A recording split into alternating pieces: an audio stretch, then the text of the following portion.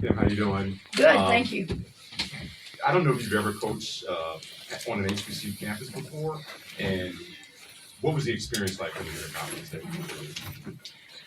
It's a good question. Now you're going to take me back 40 years to think if I've ever. Oh, I played at Jackson State as a player. I played there. Y'all know where that is. Yeah. Okay. Y'all better know. I'm gonna call Santa. You know, I'm gonna call on you. Coach, I don't know that I have. I'd have to think about that. But I definitely played. But you got to remember where I'm from. It's SWAC.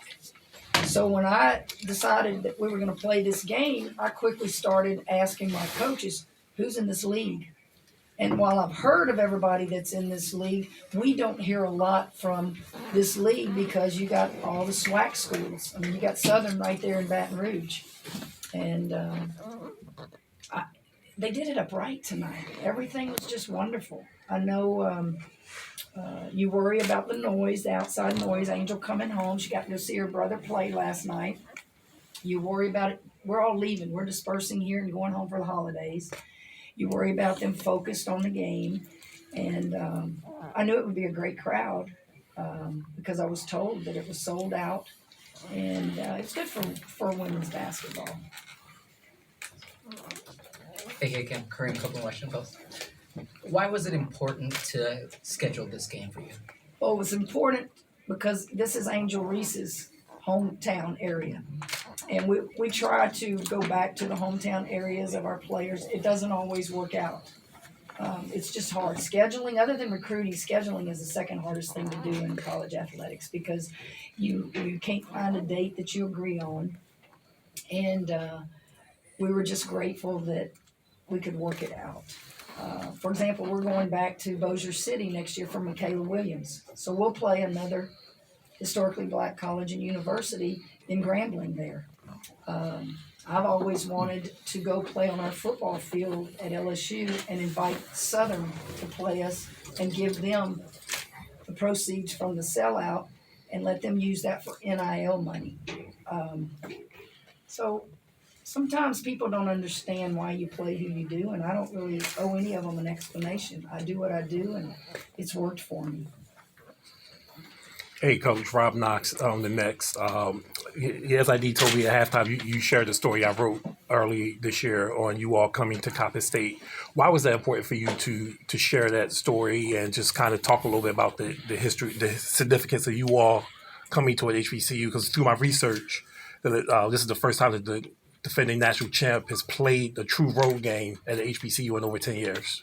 Well, why not? That's the way I look at it. Why not? And it just so happens that Coppin had an open date, and they were so appreciative. And that's what you want. I would say probably the majority of people out there came to see Angel Reese and LSU because a lot of them won't ever come back probably unless their child or their relative is playing. But maybe tonight they gain some fans and they'll come back and go, wow, that was a lot of fun. Maybe there's some little girl out there that lives around here and Coppin State is where she'll go to school and play ball someday. It was just finding a place to play, and Coppin State just happened to be the one that was on the phone, and we got it done. Hi, Kyle Andrews, Press Box Online. Kim, first things first, have you ever been to Baltimore? And two, how much has Angel discussed, the significance of, basketball in the area and, how much it means to her and how it's kind of permeated throughout the city? I'm going to have to think about Baltimore. I love Hairspray. Good morning, Baltimore. I'm a big Cal Ripken fan, so I followed those guys. And your Ravens will probably be in the Super Bowl. But I'm having to think if I've ever been here, like during AAU in the summer. I don't know that I have. Every time I watched Angel play, they were playing somewhere else. The significance of it is if you follow Angel Reese's career all the way back to St. Francis, you know her history. And I know as much about Baltimore as Angel Reese has allowed us to learn. Crab cakes, but I had a hard time finding clam chowder. I didn't want crab chowder, I wanted clam chowder. But beautiful where we were down there. Certainly, Angel is very, very proud of. She's done a lot of things. Angel has been rewarded, but Angel has come back to Baltimore and done a lot of wonderful things, and this means a great deal to her. And because it means a great deal to her, it means a great deal to us as a program.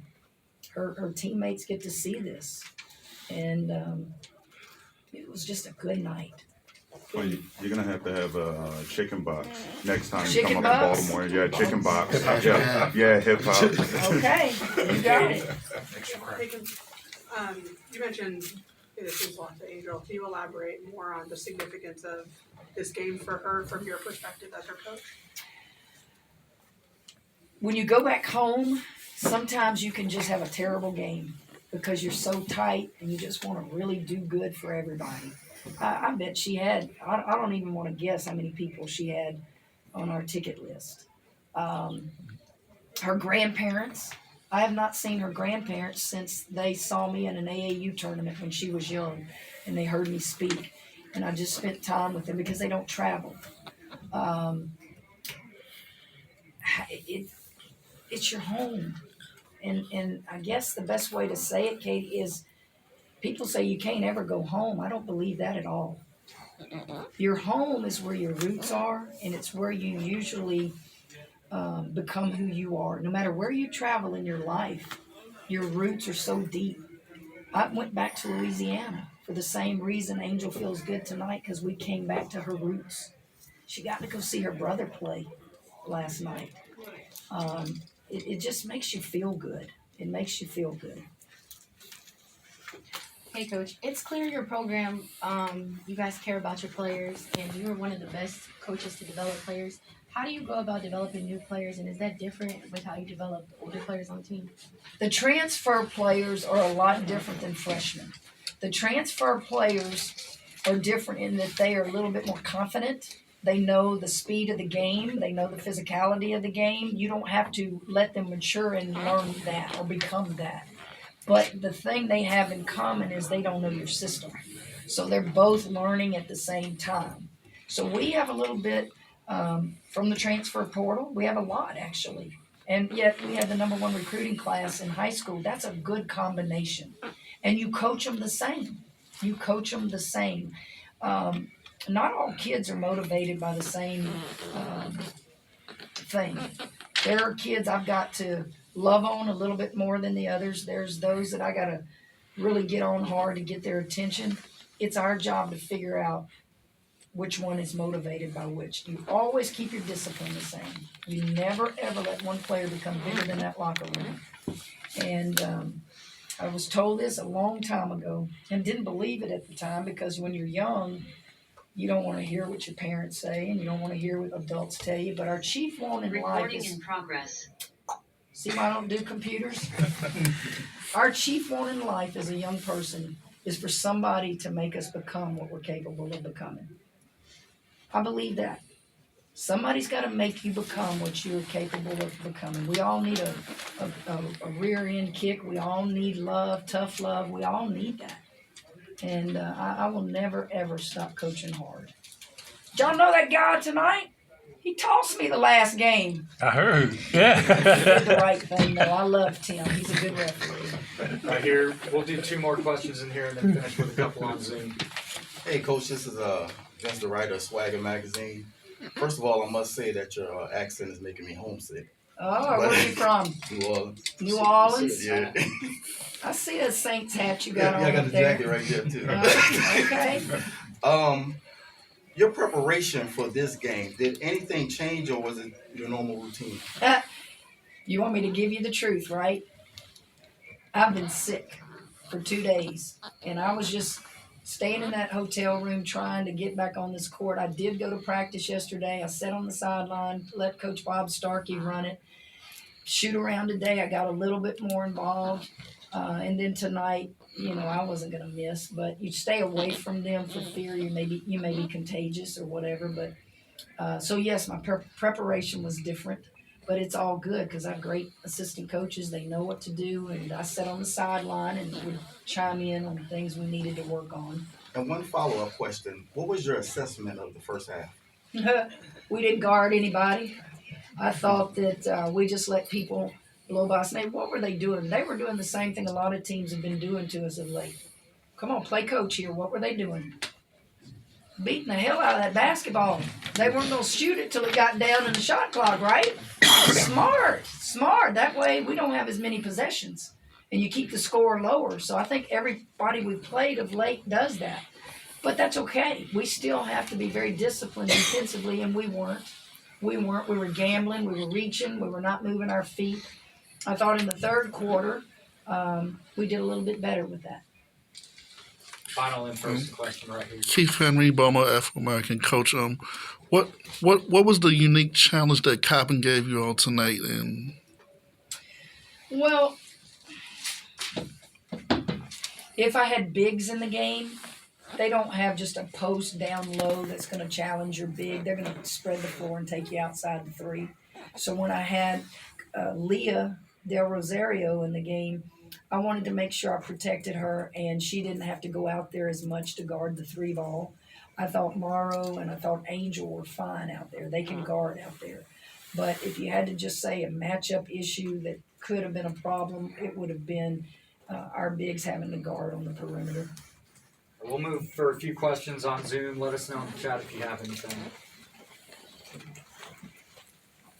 Am I supposed to touch something? No. We got somebody back home that's unmuting the folks. Hey, Coach, you got me? I got you. All right. Did I hear you correctly earlier? You wanted the Southern Empire Stadium? Did I hear that correctly? That would be fun.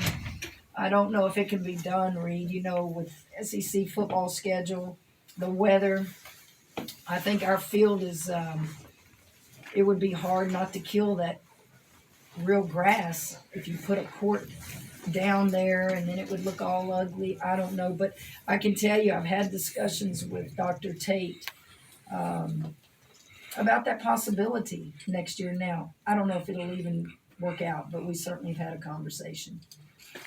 And Southern hasn't been contacted, so don't make it headlines like I've talked to Southern. I just am throwing things out there that are in my head to think about in the future.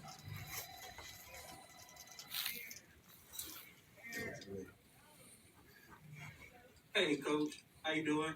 Good. Hey, this is Brandon Harley with LoopStitchMedia.com. Coming off the national championship and conference play getting ready to start, do you feel like there's a target on you guys' back? I would imagine people use that. You know, if you're giving a scouting report and you're doing something big and rah-rah, you can't help but talk about it. I would think there are a lot of things people talk about when you describe LSU, the personalities on the team, the way we play the game.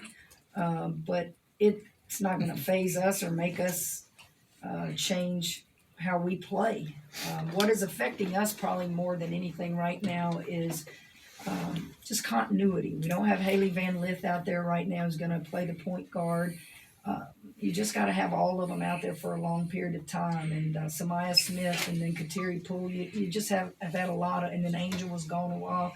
You've had a lot of in and out of the lineup. And if we could ever just all be there for a long period of time, I think we could make a run at it. Good.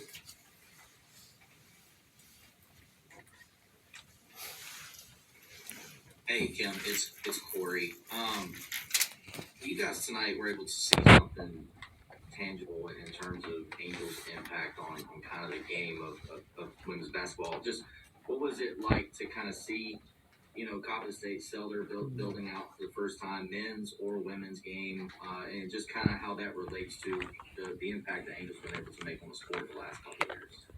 I really, really think that's the greatest thing that has probably been said tonight. If you look at our ratings, every time we play, it doesn't matter who we play, the ratings are just crazy. They're better than pro sports. And you saw an arena tonight that sold out a long time ago. And it's because of Angel Reese. It's because of the national championship. It's because of how we play the game. And it's It was very visible tonight. But it's not just here, Corey. If you follow us in the SEC, go look at the attendance at the games when we're on the road.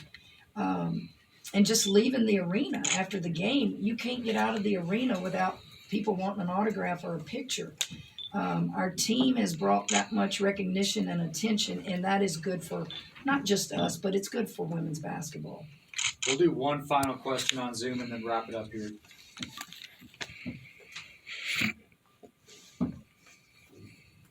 Hey, Coach, Matthew Bruni. Michaela obviously has been shooting a little bit of a shooting slump for her.